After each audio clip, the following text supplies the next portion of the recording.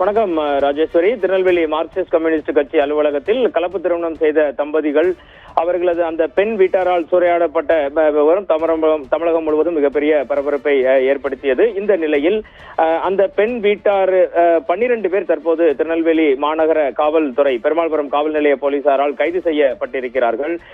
திருநெல்வேலி கிழக்கு துணை ஆணையர் ஆதர்ஷ் பச்சேரா தற்போது பெருமாள்புரம் காவல் நிலையத்தில் ஒரு விரிவான விசாரணையை மேற்கொண்டு வருகிறார். பெண்ணின் தாயார், தகப்பனார், பெரியம்மா, அக்கா, பாட்டி, அண்ணன், தாய்மாமனார் என மொத்த உறவினர்கள் 12 பேர் கைது செய்யப்பட்டிருக்கிறார்கள். இதில் 7 பேர் பெண்கள் என்பது குறிப்பிடத்தக்கது.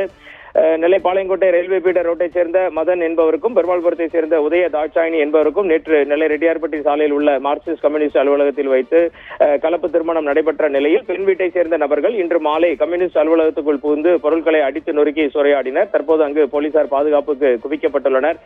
இந்த சம்பவம் தமிழகம் முழுவதும் பரபரப்பை ஏற்படுத்திய நிலையில் மார்க்சிஸ்ட் மாநில செயலாளர் கே பாலகிருஷ்ணன் உடனடியாக தாக்குதல் நடத்தியவர்களை கைது செய்ய வேண்டும், அந்த தம்பதியினருக்கு பாதுகாப்பு கொடுக்க வேண்டும் என அறிக்கை வெளியிட்டிருந்தார். இதன் அடிப்படையில் பெண்ணின் அப்பா முருகவேல், அம்மா சரஸ்வதி, அண்ணன் சரவணகுமார், உறவினர்கள் உள்பட 12 பேர் மொத்தமாக, அதில் 7 பேர் பெண்கள் தற்பொழுது திருநெல்வேலி காவல்துறை பெருமாள்புரம் காவல் நிலைய காவலர்களால் கைது செய்யப்பட்டிருக்கிறார்கள். ராஜேஸ்வரி.